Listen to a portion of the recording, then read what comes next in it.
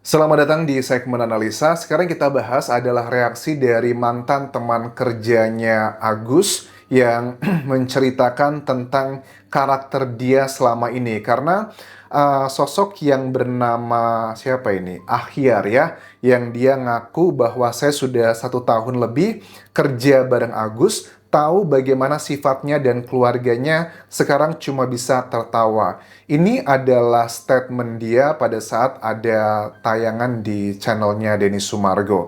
Kemudian beberapa teman-teman yang sudah mengirimkan pesan ini ke Instagramku, terima kasih. Aku cek lagi, dia sudah memberikan kayak ada potongan-potongan informasi dan juga foto-foto Agus untuk membuktikan bahwa memang saya katanya itu adalah temennya. Ini salah satu fotonya gini. Harus digarisbawahin, ini bukan ujaran kebencian saya terhadap seseorang, tapi lebih mengungkapkan cerita sebenarnya. Ini bukti, katanya saya pernah kerja sama dia selama 1 tahun. Oke, apa aja sih poin-poin yang disampaikan? Karena banyak netizen yang aku lihat sekarang kan bilang bahwa kayak si pelaku yang menyiramkan air keras ke Agus, itu katanya kalau memang dia tidak ngerasa disakiti banget, nggak mungkin dia sampai senekat itu. Tidak bermaksud membenarkan. Perilaku yang melakukan hal tersebut ke Agus itu jelas salah dan tidak dibenarkan. Tetapi kita juga pengen tahu apa yang ngebuat pemuda begitu nekat melakukannya. Nggak mungkin, banyak yang bilang kalau memang cuma ditegur baik-baik, kok dia sampai sebegitunya. Kalau versi Agus nih gini, kenapa dia disiram ya? Motifnya katanya dia waktu itu menegur si pelaku karena posisi mereka tuh kayak atasan dan bawahan lah ya, di sebuah kafe tempat dia bekerja bareng sama istrinya. Katanya dia salah memberikan makanan ordernya, dia nawarin kayak menu baru, tapi dia nggak tulis dan pelanggannya tuh komplain. Dan Agus menegurnya, tapi menegurnya dia langsung marah katanya. Apakah cuma segitu doang? Biasanya secara logika ya, kalau kita ditegur sama atasan, ya maaf Pak, saya yang salah, mohon maaf gitu. Tapi kok apa yang disampaikan oleh Agus begitu? Oke, yang pertama, gue bakal speak up gimana tentang Mas A ini. Gue kerja di salah satu restoran Korea Chinese bareng Mas A. Mas A itu posisinya sebagai kepala waiters, saya asisten kepala waitersnya. Dari awal saya kerja bareng dia, emang Mas A itu kalau negur bawahannya bikin sakit hati. Dia selalu pengen dihargai sebagai atasan dan gak pernah bisa menghargai anak buahnya seperti saya. Emang Mas A ini kalau soal berbicara emang manis banget mulutnya. Pinter cari perhatian ke bos, banyak banget karyawan yang resign gara-gara sifat dia. Oke, sudah banyak memutus rezeki orang kerja di situ. Saya saksinya sendiri, sudah 5-10 karyawan yang milih resign dikarenakan Mas A. Cuma saya yang mampu bertahan selama 1 tahun lebih menghadapi sikap dia yang gampang emosi. Nggak mau kalah. Oke, mungkin kalian beranggapan, ah emang anak muda zaman sekarang kalau kerja ditegur, gampang sakit hatinya. Ya, memang kenyataannya juga begitu teman-teman. Di era zaman kerja sekarang, tingkat turnover yang tinggi tuh anak mudanya memang banyak banget. Tapi kita coba dengarkan dari kedua belah pihak karena banyak masyarakat juga yang curiga dengan sifatnya Agus dengan terjadinya drama donasi 1,5 miliar ini teman-teman. Kemudian, hei kalian yang tidak tahu gimana wataknya Mas A ini, sampai sering loh Mas A diajak berantem. Oke, ingat mental orang itu beda-beda. Maksudnya gimana? Sampai sering loh Mas A diajak berantem sama orang, oke? Ingat mental orang itu beda-beda. Mas A itu dia pengen tegas, tapi cara dia salah. Banyak banget aib pribadi dia saya tahu semua. Cuma itu bukan ranah saya untuk membongkarnya. Lihatlah pas podcast dia bilang negurnya baik. Hei, kalau dia negurnya baik, tidak akan Aji melakukan itu. Saya tahu banget Mas A kalau negur orang bikin nyesek ke hati. Oke, ya ini adalah pengalaman yang diklaim katanya dia pernah menjadi partner bekerjanya, bawahannya tepatnya. Banyak kasir perempuan yang dibikin nangis sama dia. Cara dia negur itu tidak biasa. Ngebentak, kasar ngomongnya, ketika diaduin ke manajer pinter banget. Astagfirullah ngomongnya, manis banget. Cara dia ngomong ke manajer, sampai akhirnya saya juga nyerah ngadepin sifat dia dan lebih memilih resign demi kebaikan mental. Kalau memang betul yang resign itu banyak, ya memang kemungkinan besar ya Agus adalah menjadi penyebabnya. Tapi kalau yang resign tuh paling hanya cuma 10% dari total pegawai, menurut aku itu masih hal yang wajar. Ini yang tahu data-datanya adalah dari pihak mereka aja gitu. Please jangan langsung judge sih, Aji jahat, Aji ini pelaku yang nyiram ya. Oke, emang perbuatan Aji tidak baik sampai harus nyiram air keras ke Mas A. Aku rasa itu sangat salah sekali ya. Kita harus kecam perbuatannya Aji tersebut. Bagaimanapun juga tidak boleh melakukan seperti itu. Tapi yang perlu kalian tahu, kalau saya tidak sabar menghadapi atasan kayak gitu, mungkin akan ngelakuin hal yang sama. Ingat ya, Mas A itu paling nggak mau disalahkan. Pokoknya dia ngerasa pengen paling benar.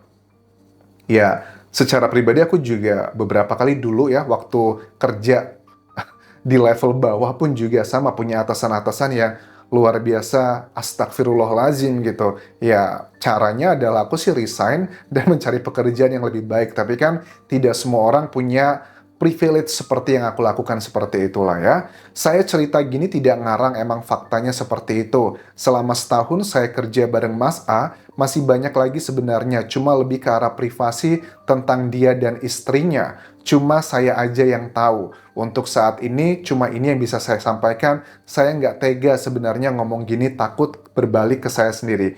Karena istrinya kan juga kerjanya satu tempat kerja ya, bareng Agus ya. Semoga kalian bisa paham dan mengerti apa yang saya sampaikan. Ini hanya sebagian, tidak semua saya ceritakan. Banyak lagi kejelekannya, mungkin nanti ada yang nanya, contoh dia marah seperti apa. Susah banget sumpah untuk diceritakan gini. Sekali lagi saya tidak ada niatan menjatuhkan, saya hanya berbicara sesuai fakta. Aku lihat dari postingan-postingan di TikTok-nya dari istrinya Agus dan juga Agus ya. Agus memang kelihatan kalau di TikTok itu kan dia suka ngebuat konten yang kayak joget-joget, tipikal khas anak muda lah. Dia juga usia masih sangat muda ya. Dia juga good looking, istrinya juga cantik. Makanya dia sering ngebuat kayak joget-joget dan kelihatannya aktif. Jadi kalau sekarang kita ngelihat Agus dengan kondisi matanya seperti itu dan dia juga sakit, ya itu berbeda 180 derajat pada saat dia masih sehat yang terlihat begitu aktif. Kalau sekarang kan dia kalem karena memang dia sedang mendapatkan musibah yang aku juga sangat prihatin teman-teman. Nah, ini sekarang kita bahas adalah mengenai Wawa ya. Wawa pun yang menjadi salah satu orang yang sangat disebelin sama sebagian netizen gara-gara klarifikasi dia tentang uang 98 juta, hari ini pun juga menyampaikan statement bersama Agus. Dia bilang bahwa anak saya itu depresi, masuk rumah sakit, sampai anaknya nggak keurus. Oke, dia pengen menyampaikan apa ya, secara psikologi ya. Agus menurut aku adalah yang paling apes lah dalam peristiwa ini. Tapi di tengah keapesan ini, dia pun juga pengen show off, pengen menunjukkan bahwa keluarga saya juga menderita begitu. Coba kita lihat cuplikannya teman-teman. Saya juga suka seperti satu depresi, masuk rumah sakit, jadi anaknya juga gak bagus. Oh, terus dia dibisikin sama kuasa hukumnya kayaknya. Apa yang dikatakan di sini? Saya cuma minta masalah ini selesai aja. Ah, Nanti biar pengacara saya yang oh, saya minta kasus ini biar segera selesai, nanti pengacara saya yang menjawabnya. Aman ya Bu ya, jadi biarin tidak menjadi blunder lagi. Nah, pengacara dari Agus pun, Farhad Abbas, juga mengatakan bahwa Novi itu sekarang kayaknya sudah mulai ketakutan setelah Agus ada kuasa hukumnya. Bagi aku pribadi, aku sudah ngelihat pasal-pasal yang sudah kita bahas di video-video sebelumnya.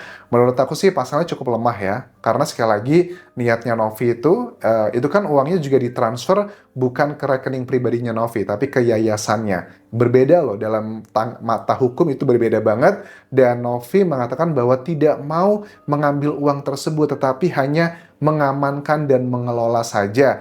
Farhad bilang bahwa yang sudah ditransferkan sekarang 1,3 miliar dibalikin.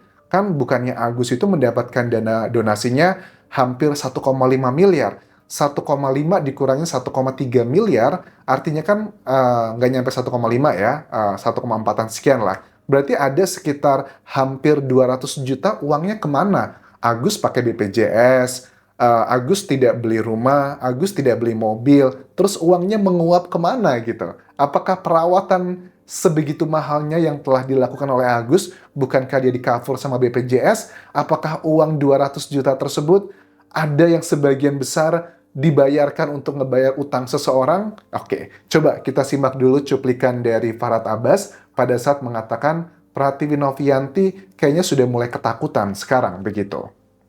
Penting, ya. Saya yakin NP ini ketakutan sekarang. Karena apa yang dilakukan sebelum Agus menggunakan lawyer, dia merasa hebat. Dia mengajak seluruh masyarakat untuk membenci Agus dengan cara-cara mengatakan Agus dikasih uang 1,5 miliar ternyata BPJS. Emang kenapa kalau BPJS? Kenapa kalau BPJS? Itu kan dia hemat. Nah, emang kenapa BPJS itu kan dia hemat? Di video sebelumnya sudah aku jelaskan ya bahwa Prativi kan bilang pada saat dia dihubungi sama keluarganya, Agus itu mau segera operasi karena kalau pakai BPJS itu lama. Nah, sekarang sudah punya uangnya, kenapa nggak dipakai langsung tapi tetap ujuk-ujuk ke BPJS? Itu sih poinnya sebenarnya yang pengen disampaikan di sini. Dan sadar ya, kalau untuk rumah sakit itu paling 100-200 juta. Dan matanya udah nggak bisa nyala lagi. Itu kan uang katanya buat Agus beli kehidupan dia, beli rumah kontrakan yang bisa menghasilkan dia. Galang aja beli rumah 3,5 miliar. Oke. Ya, untuk rumah mobil bahwa memang betul itu direncanakan, tapi kan butuh waktu ya teman-teman ya. Intinya sih hanya menyelamatkan uangnya aja gitu.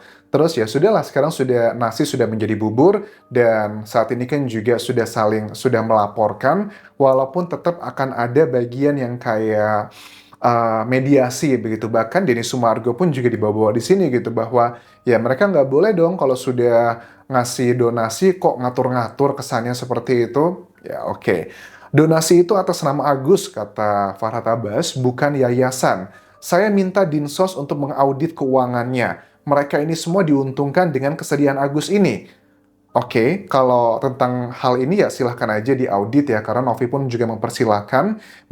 Kalau mereka minta maaf, kami akan pertimbangkan lagi. Kabar terakhir, mereka minta dimediasi dengan Denny Sumargo tanpa kamera. Nggak masalah katanya, karena tujuan saya memang untuk kebaikan. Kalau memang bisa damai tanpa saya, silahkan. Saya juga nggak perlu ketemu sama Novi. Jangan perlakukan orang susah katanya. Dia ini sakit matanya, sakit fisiknya, dan juga batinnya. Ya, bagi aku pribadi ini adalah bagian yang antara miskomunikasi atau sengaja dibuat drama kalau sudah bagian-bagian yang seperti ini. Karena kalau memang tujuannya mereka baik dan mereka mau damai, apa nih syarat perdamaian yang nggak mungkin Farhad Abbas mau damai dengan Novi kalau tanpa ada syarat-syaratnya? Apakah syaratnya? Ya sudah kita tahu sih kan dikasih somasi ya bahwa Novi harus mengembalikan dana yang sudah ditransfer 1,3 miliar dari yayasannya ke rekening pribadinya Agus lagi. Ditunggu sampai 3 hari. Itu kan sudah jelas disampaikan. Apakah juga diminta untuk memberikan permintaan maaf ke media massa dan juga sosial media? Sepertinya itu juga menjadi salah satu syarat untuk mediasi mereka. Dan sementara itu bisa aku update mengenai drama donasi 1,5 miliar rupiah ini. Apakah kalian dengan Agus semakin banyak berbicara ini semakin yakin bahwa Aguslah memang yang menjadi korban, atau justru malah kalian semakin yakin bahwa Pratiwi Novianti sudah berada dan melakukan hal yang tepat untuk ngebantu Agus? Silahkan tinggalkan opini kalian di kolom komentar video ini. Sampai jumpa.